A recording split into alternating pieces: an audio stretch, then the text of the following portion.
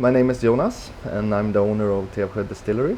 It's me and my wife who runs the business. It started up with, it's a mill around here, so that was is still the main business. Just that we have the mill, we had the grains, so we thought why not start making vodka. Today we are one of the smallest distilleries in Sweden who actually make our own base vodka. We make a lot of other products like gin, different kinds of aquavit, liqueurs. Of course we also make bourbon and other kinds of stored alcohols. We also have like guided tours around the distillery and show how the process goes. We had the cooling water from the river here. We had the grains quite near. We have our own power plant, so we make all the electricity ourselves. And we actually had the house to start with. It was empty. It's an old barn. So and we had the mill that we can process all the grains. So in my mind it was stupid to not do anything with it. My wife wanted to make a bakery instead, but I like making alcohol better. So today we are more or less 10 employees all year around. And together with the distillery we also have a restaurant or like a visitor center. So it's more or less around 200 people comes around every week. So that's also quite a great business today. We're producing ice cream, also with alcohol in. And now we're looking at putting up a big greenhouse just in this area. So we actually can use all the extra heat, or like the heat from the cooling water we use in the distillery. So instead of throwing that away, we can use it for heating up the greenhouse and earn a little bit extra there. Yeah. So the plans are that we're gonna grow around 20 tons of tomatoes every year in the greenhouse. So this time next year we're probably selling tomatoes. The main idea with it all was that we're gonna buy everything local to help the society here grow again.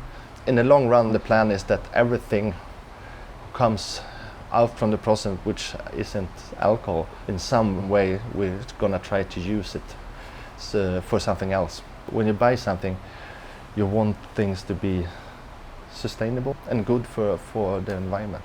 All the profit we make has actually basically now going directly back to the distillery to build it up. So we actually just keep on building and keep on growing. And the main resources is of course the people who works here.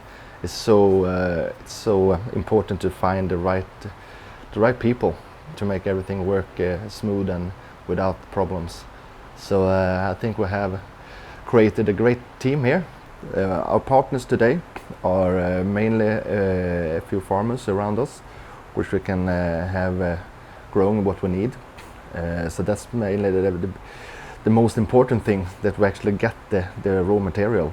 So more than 80% of what we're producing now actually goes to other producers. So we're making both base vodka and the whole product for a lot of producers around Sweden, but also in other parts of Europe. So we are, for example, selling gin to a company in Denmark, and we also have a company in Britain that we sell gin to. So we're producing after their recipes. Our own products we sell mainly in Sweden, but we have started up an export. So we actually export a little bit around Europe. Otherwise, the most customers are other producers. If we're looking at the costs, actually the biggest cost is different alcohol taxes for production. But if we don't look at that, the mainly costs are probably salary to the workers, salary, and then the raw materials. The most of what we sell are direct sales. So maybe you pay in 30 days. Some companies will pay immediately, and then before we're sending the products. I think what we sell directly to restaurants in Sweden is more or less like 5%. Everything else is going to the Systembolaget to the government store. And of course, the most of what we're producing goes to other producers. Our main advertising has actually been on social medias. We have been out for a few expos, but basically I don't think that gives us so much.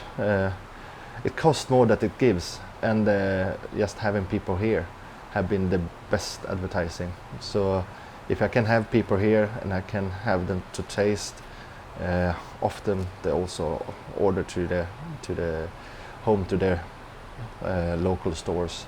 So a lot of business are definitely changing, and everything goes more and more online. I think you can reach the whole world online, and you can sit wherever you are, wherever you want, which are quite good, because suddenly, like small places like this, you can actually have a business here.